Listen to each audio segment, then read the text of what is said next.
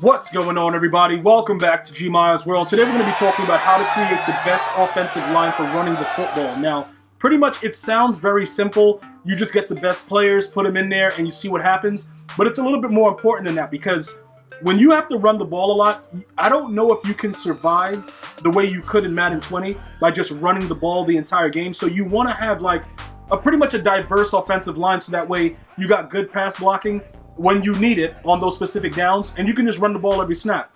All right, so we're going to talk about this. I'm going to tell you guys about the abilities. It's for all skill levels, so if you're just getting into Madden and you're trying to understand exactly what's going on, this is going to be for you. It's also for my veterans, to give you guys an idea of what we're going to be doing going forward, because I've noticed this in the past weekend league. When you play open weekend league, you find out a lot about what Madden's doing.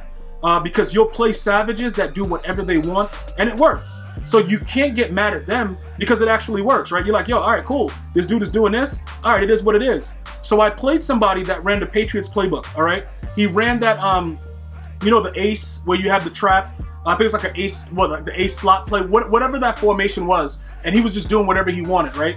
Now, for me, looking at it objectively, it appears that, the run game is back somewhat. So because the run game is back in a certain capability, we have to take advantage of certain things. Now, how do we do that? You know what I'm saying? Like, what do we do to make our teams that much better so that we can just make our opponent feel the way that we feel when they come out doing whatever they want?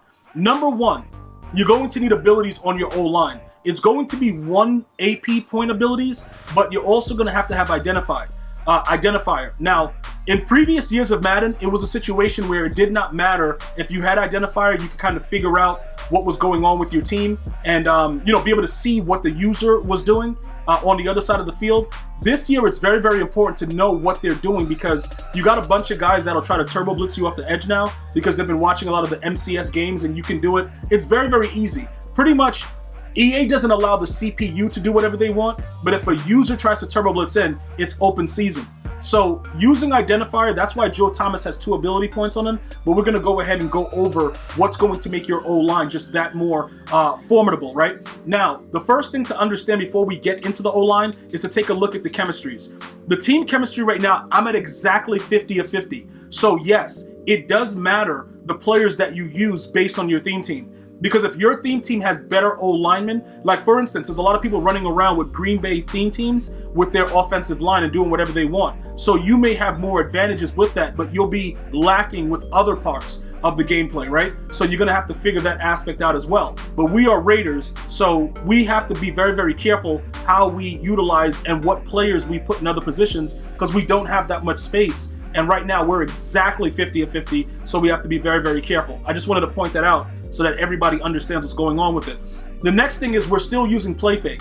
I know it seems cool to like use zone run, power run, stuff like that. Just leave play fake on, because I've already determined that it doesn't really matter if you max out run block using zone run or power run or whatever you want to do. They're going to block the same based on the lineman that you use. So play fake adds so much more to your receivers. It adds play action to your quarterback, which is going to be perfect, because when you running the ball a lot, guess what we do? We hit them with a play action and go for 6. So it actually works out utilizing this and adding more to your pass blocking, and while your linemen already have pretty decent run blocking. All right, so now Joe Thomas. Why do I use Joe Thomas? He's probably arguably one of the best left tackles in the game. We can argue and debate, like, he doesn't do this right, he doesn't do that right, but he's big and he's suitable speed. 6'6", 73 speed is fine. You don't need to be Lane Johnson, bro, but look at his other numbers.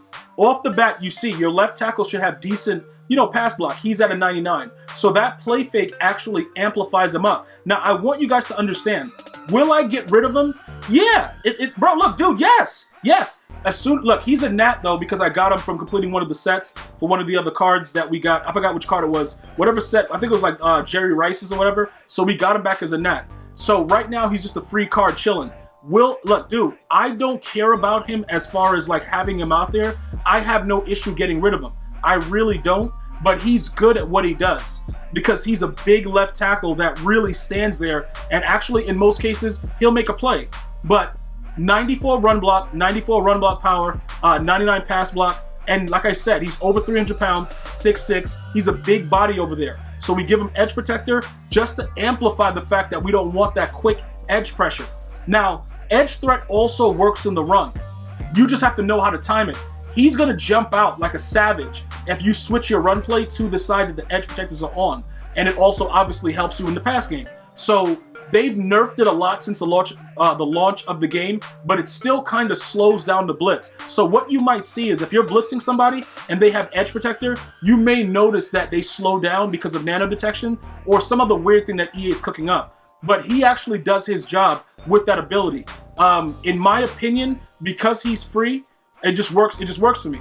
You know what I'm saying? We could get other people that are better, and as soon as they drop somebody else that's better, he's gone. And look, I'm not going to think about it. He's gone immediately. So it's not like he's there because I like him. He's there because he makes the team work, and that makes the dream work. So just remember, depending on whatever your theme team is, you may use whatever lineman. As long as that edge protector's on him, he's more than likely going to do what he's supposed to do out there. So he's not really like, oh my God, look at his numbers, but he's suitable because he's big and he's over 300 pounds.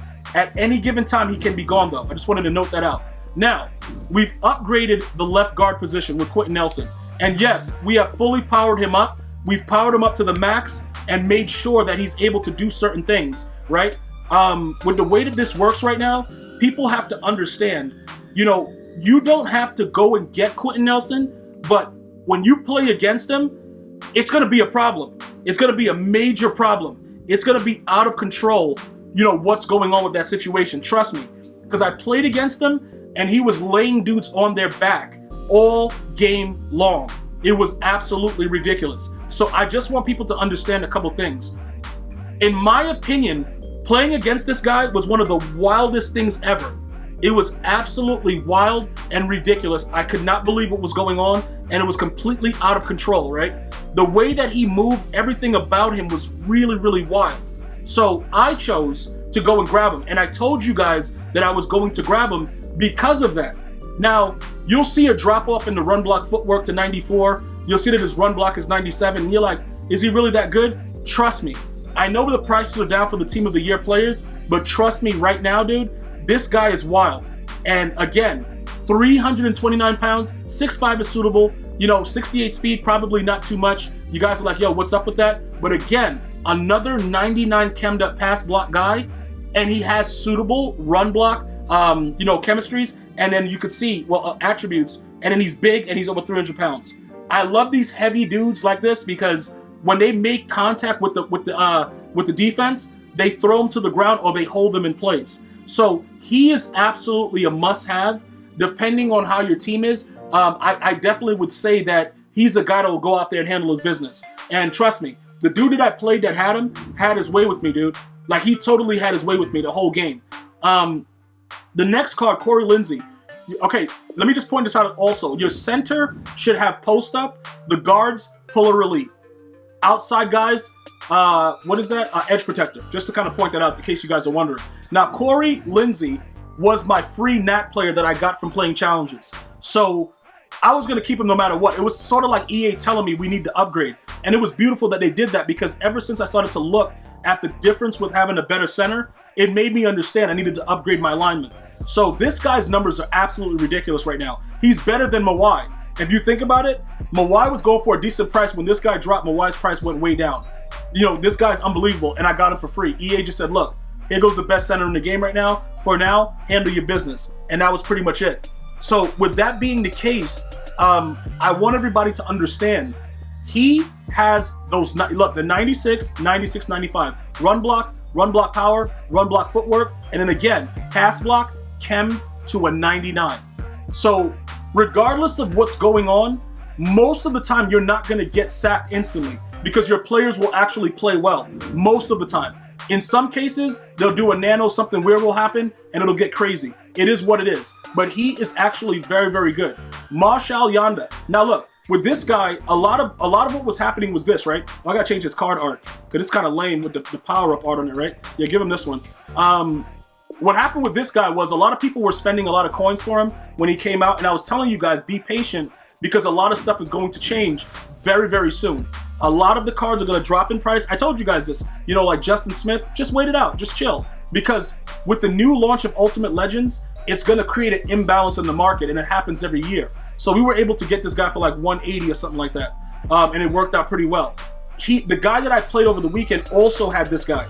He had this guy and he had Nelson. It was an absolute nightmare. So he made me know, look, dude, if you want to run the ball and be a piece of garbage, go get these guys. Now, it's something special about this guy as well. 98 run block, he's right there. 99 pass block again. Okay, 96 run block power, 94 run block footwork. They just do what they're supposed to do. And again, he's a guard, so he gets pull or relief. Remember, running the ball, typically power O is going to be better than stretch this year. All right, last year was stretch. This year is more of a power O situation. So get yourselves geared up for that power O and go to town. This guy's card, ridiculous. And he's dirt cheap right now because of the way the market is. And then finally, because we are a Raiders theme team, we have to have Raiders. We go Lincoln Kennedy. Now remember, we could switch up the outside guys, and just as long as we're able to keep the Raider chem, it'll work for us. And there's different ways we can do it. Now, is Lincoln Kennedy really, really good? He's all right. He's not like that guy that's like extremely good. You can see, he has very good run block, 95 run block power, but he's the only the only tackle that doesn't get, the only lineman that we have that doesn't get to 99 pass block with the chem. So that could be an issue, but he's 6'6", 335. So he's, like I said, get the biggest, heaviest guys on your O-line and make it work with your theme team. And you will notice the impact that they have. Even when people come out and turbo blitz me, out of like big nickel and stuff, when you ID them and you have these fat linemen, they kind of get in the way if you slow your run down the right way, especially with the power O's. Very, very hard for them to shoot the gap on power O. Stretch, they're coming right in and picking your moms up and you're done. So these are the players that I'm using right now because I am a Raiders theme team. I would definitely urge you guys to at least get the center pieces. The center that I have, the left guard, and the right guard. Those guys are really good. Lincoln Kennedy and Joe Thomas, you can mix and match and do whatever you want with them. But the center guys that I have right now are extremely good. And you run power O, like I said, power O, and you run those specific RPOs with power runs in them. And you're gonna go to town. It's ridiculous the way that these guys block. Once again, post up on the center, 2 puller elites on the guards, edge protector on the outside guys. And this is only if you're gearing up to run the ball consistently. I want to thank you guys and girls for watching. Hopefully you enjoyed it. If you would like to, you could also subscribe to GmiasWorld Gaming and GmiasWorld Podcast right here on YouTube to show some support and love for the fam. I'm going to see you guys and girls next time. One love, y'all.